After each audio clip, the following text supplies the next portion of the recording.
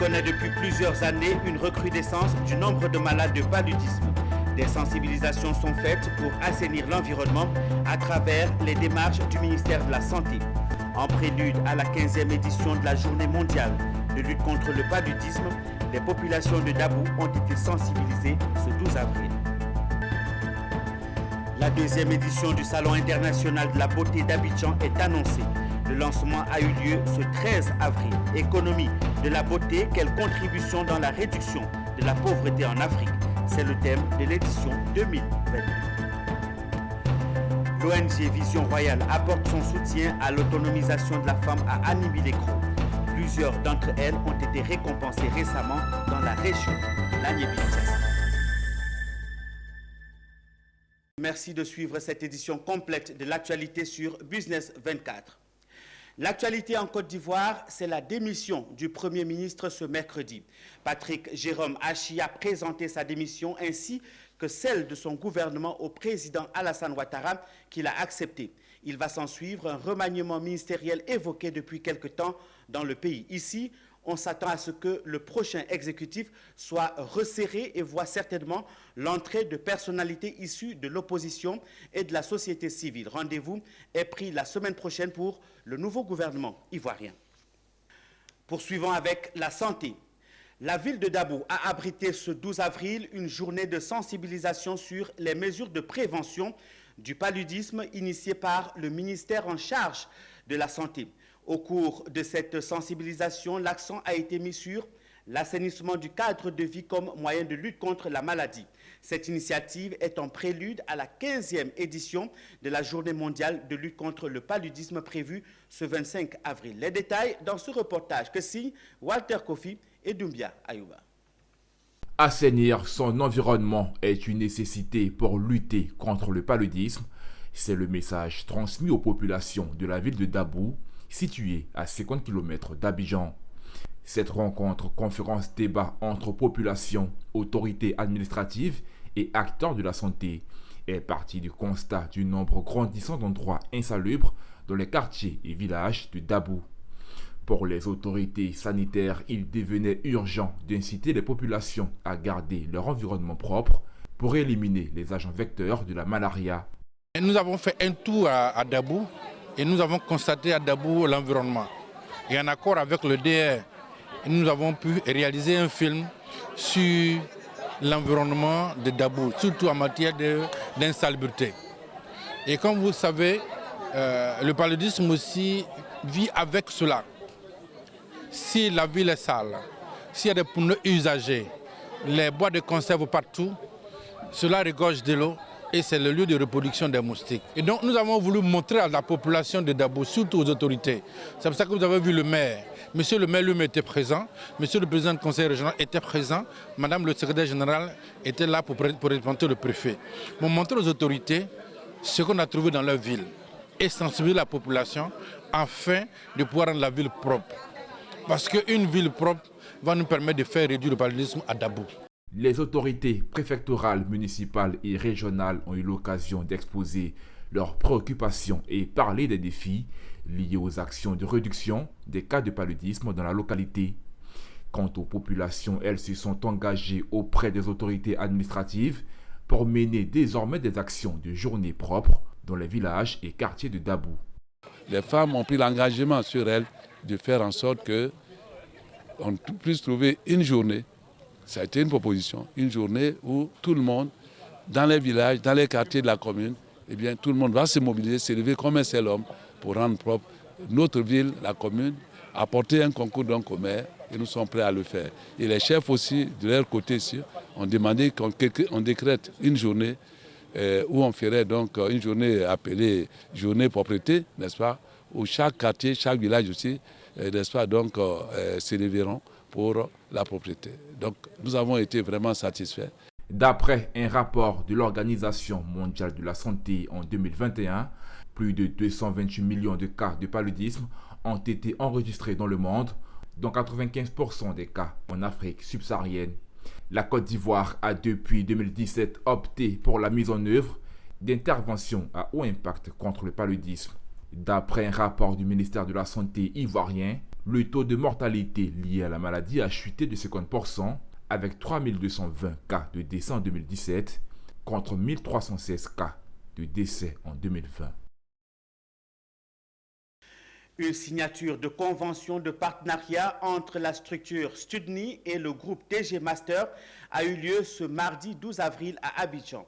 Le but de ce partenariat est de faciliter les démarches administratives et financières des étudiants auprès du consulat de France. La cérémonie a eu lieu en présence de nos reporters Amidia Rassouba et Richard Akeke.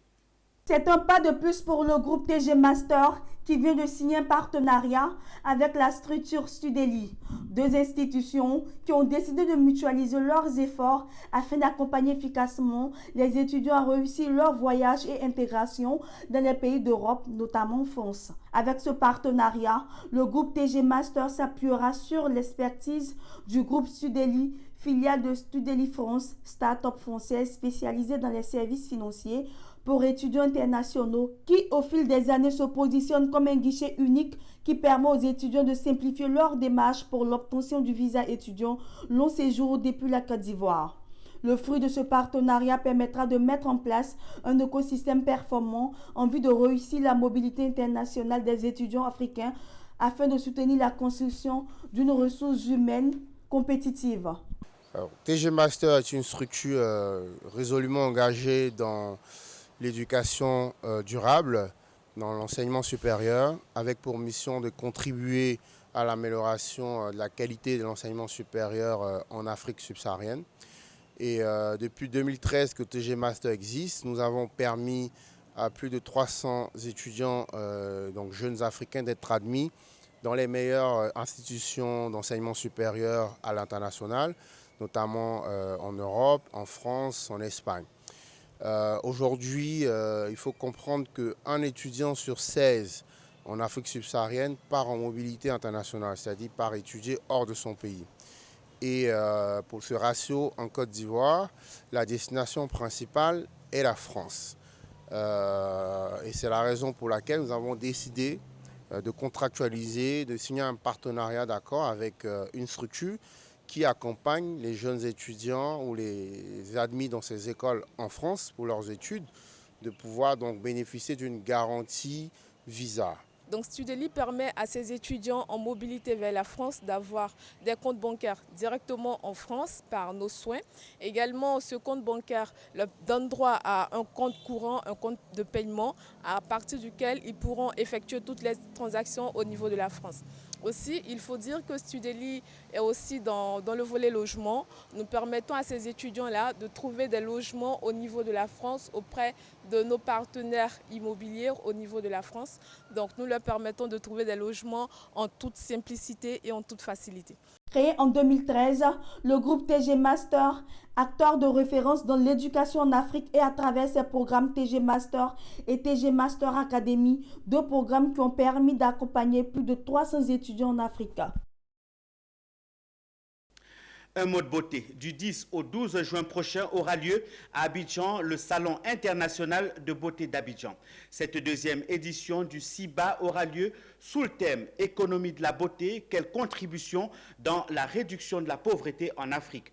Le lancement a eu lieu ce mercredi à la Chambre nationale de métiers à Abidjan. Plus de précisions avec Konena Nourgo et Marius Seri. Économie de la beauté, quelle contribution dans la réduction de la pauvreté en Afrique? C'est le thème de la deuxième édition du SIBA, Salon international de la beauté d'Abidjan, qui aura lieu du 10 au 12 juin 2022. Cette initiative du Comité national pour la promotion des activités et professions d'esthétique de Côte d'Ivoire, CONAPAPSI, vise à promouvoir les artisans du domaine de la beauté. L'objectif, c'est de promouvoir le métier de la coiffure qui est mal vulgarisé. Et donc, nous avons remarqué cela. Pourtant, c'est un métier noble. Donc, les autorités, je peux dire même les ministres, les femmes, des épouses, des diplômés, laissent leur métier pour venir faire ce métier. Donc, c'est un métier noble. Mais de loin, les gens ne savent pas ce que c'est, ce que ce métier rapporte. C'est un métier parmi tant d'autres qui est même la base de l'économie dans notre pays. Lors de ce salon, il y aura des stands d'abord, il y aura des conférences, des rencontres B2B et des formations. Vous avez vu tout à l'heure, j'ai parlé par exemple de la santé mentale qui sera là parce que, comme je le disais tout à l'heure, dans les salons de coiffure, les gens pensent que c'est les congosas, les affairages, mais c'est parce que de loin, c'est ce qu'ils voient. Mais de près, on sent vraiment que nous faisons un travail. Mais on va encore professionnaliser ce travail en nous faisant aider par les spécialistes, c'est-à-dire les psychologues et tout ça. Avec le soutien de la Chambre nationale de métiers de Côte d'Ivoire, cette deuxième édition du Salon international de la beauté d'Abidjan sera meublée d'expositions-ventes, de formations et de défilés. Autant d'activités visant à promouvoir le travail des artisans de ce domaine. Une initiative saluée par la Chambre de métiers et les professionnels de l'esthétique. La Chambre de métiers, dans un premier temps, remercie la Kuna Papessi qui organise le SIBA. C'est une initiative qui est saluée par la Chambre nationale des métiers parce que c'est un secteur qui a besoin d'être connu, d'être promu. C'est un événement vraiment qui nous tient à cœur en tant que coiffeuse. Je suis là aujourd'hui pour soutenir la présidente Vicky et c'est une belle initiative. Le SIBA 2022 aura pour pays invité d'honneur le Burkina Faso. Plus de 10 000 participants sont attendus à ce salon. Rendons-nous dans l'est de la Côte d'Ivoire, précisément dans la ville d'Anibi-Lécro. L'ONG Vision Royale se tient aux côtés des femmes entreprenantes. Le week-end dernier, elle a récompensé plusieurs d'entre elles pour leurs actions d'autonomisation. Anissé Kouadio est notre correspondant dans la région. Journée de bienfaisance à la junte féminine d'Anibi-Lécro, initiative de l'association Femmes Battantes du Dublin avec l'ONG Vision Royale qui vise à éradiquer la pauvreté dans le milieu féminin, permettre à la femme de s'assumer rien que par des activités génératrices de revenus. Notre association se veut un creuset de réflexion et de motivation de femmes à abandonner la facilité et œuvrer pour son autonomisation, pour vivre dignement aux côtés de leur mari. Cette journée de bienfaisance de la jeune féminine d'Anibi-Lécro a rencontré l'adhésion de l'ONG Vision Royale, dirigée par Mme Kouadio Victorine, qui est venue les bras chargés afin de soutenir les différentes associations et groupements de femmes, en leur remettant 3 tricycles, 3 broyeuses, une machine de paysage de manioc, 1 tonne de sucre, 6 cartons de lait, 1 tonne de riz pour les différentes associations, avec un appui financier conséquent. Ajouté à tout ceci, 30 pagnes remis aux veuves. Je veux que mes soeurs quittent dans la pauvreté. Parce que si tu te bats, tu peux prendre soin de tes enfants, aider ton mari. Madame, tu vas te battre pour aider ton mari. Ma lutte aujourd'hui, c'est aider nos soeurs à être autonomes. Parce qu'on est fatigué de la pauvreté. Durant cette journée, ces 10 femmes dans différents secteurs d'activité qui ont été honorées publiquement en recevant des prix pour l'ensemble de leurs œuvres. Une femme battante, c'est celle-là même qui est capable de mener très loin sa communauté de son pays. Je vais donner l'exemple à mes soeurs, ça va m'encourager à pouvoir donner le meilleur de moi-même encore une fois. En marge de cette cérémonie, l'ONG Vision Royale a présenté officiellement sa structure Covibat, qui veut investir dans l'immobilier afin de permettre aux femmes de s'assurer un avenir décent en ayant un toit. Construire des maisons pour que des fonctionnaires qui n'arrivent pas à construire puissent avoir un toit. Aider aussi nos mamans qui n'ont pas de toit. Faire des logements sociaux pour aider aussi ceux qui n'ont pas de toit, des veuves. Plusieurs autorités, tant politiques et administratives, ont tenu à accompagner ce projet bénéfique pour l'autonomisation de la femme. Les femmes œuvrant dans les différents secteurs d'activité ont pris l'engagement de redoubler de 3 fois plus d'ardeur afin de permettre à la femme au niveau d'Anibi-Lécro d'être suffisamment autonome. Après Anibi-Lécro, rendons-nous à Abengourou pour parler éducation où l'ONG Scrabblers sans frontières et sa section Les Amis du Livre étaient en activité. Cette structure a organisé un concours de dictée, de lecture et de littérature dans le cadre de son championnat régional. À cette occasion, les meilleurs élèves ont été récompensés. En plus, la bibliothèque Amouekon-Fokemberg, rénovée, a été inaugurée. Une fois de plus, suivons ce reportage de Anissé Kouadio. L'ONG Scrabblers sans frontières, sa section Univers des livres, a organisé un championnat national de dictée, de lecture et de littérature qui sillonne tout le pays. L'étape de Abengro, et c'est le collège Nana Boakwasi 3 qui a accueilli les autorités pour la cérémonie de distinction des meilleurs élèves du championnat régional. Ce championnat sert également de canal pour l'ONG Scrabblers sans frontières et sa section Univers des livres pour rénover les différentes bibliothèques dans les lycées et collèges avec pour objectif d'inciter les élèves à la lecture. L'objectif étant de contribuer à l'amélioration des compétences intellectuelles et des performances d'apprentissage en lecture et en écriture de nos enfants qui sont la future relève de demain. À Abengro, la bibliothèque du collège Nana Boakwasi 3 porte le nom de Marie-Agathe Amwakon Faukenberg, présidente directrice générale de la maison d'édition Eburni. Cette bibliothèque a été totalement fournie en livres par la marraine de l'ONG Scrabblers sans frontières. Inciter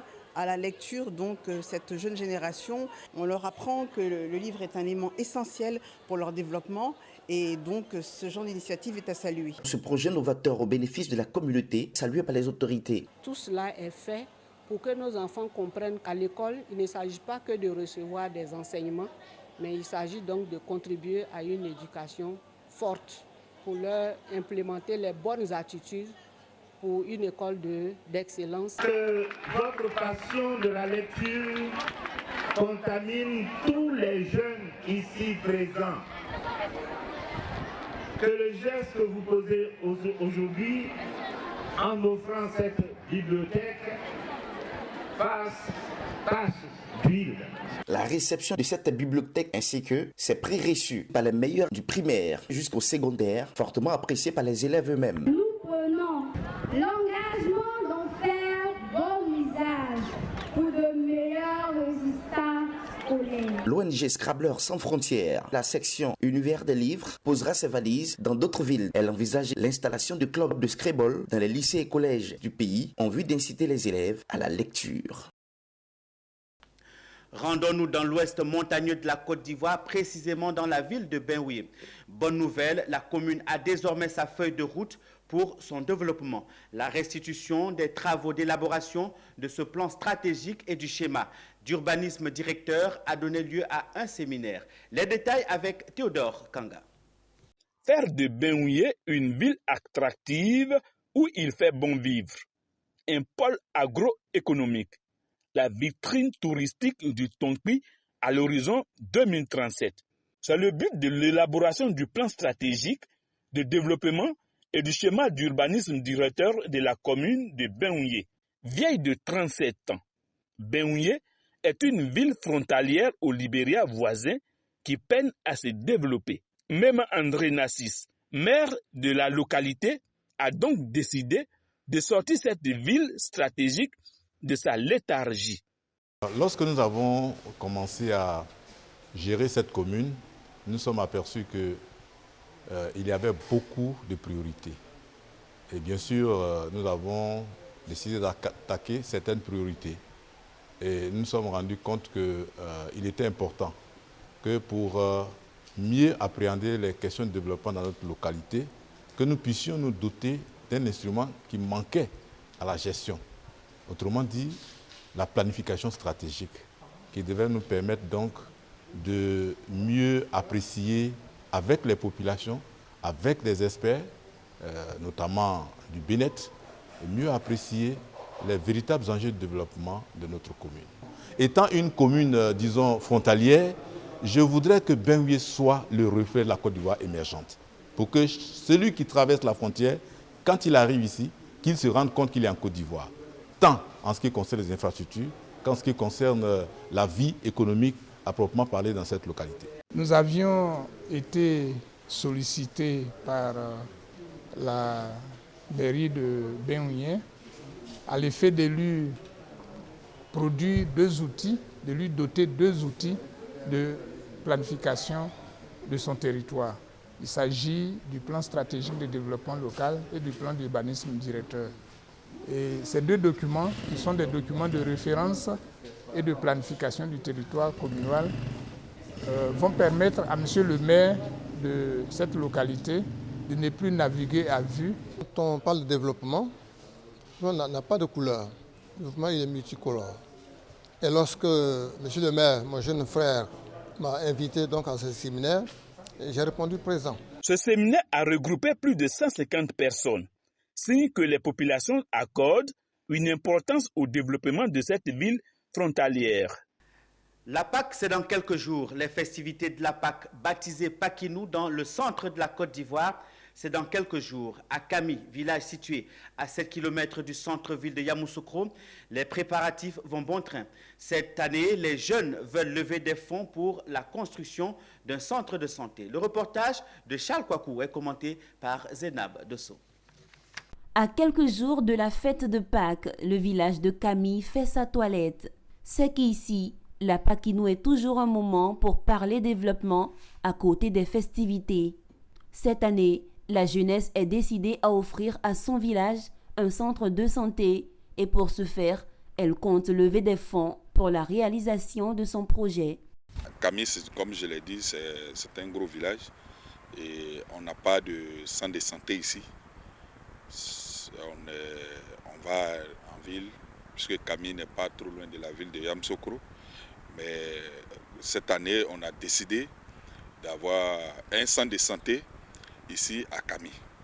Et la fête, comme pour pouvoir réunir tout le village, il faut organiser la fête de Pâques et puis présenter le projet. Un centre de santé n'a jamais trié.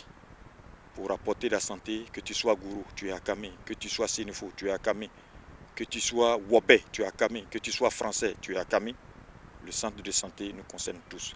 Donc nous voudrons lancer cet appel pour inviter les uns et les autres à apporter leur pierre à l'édifice.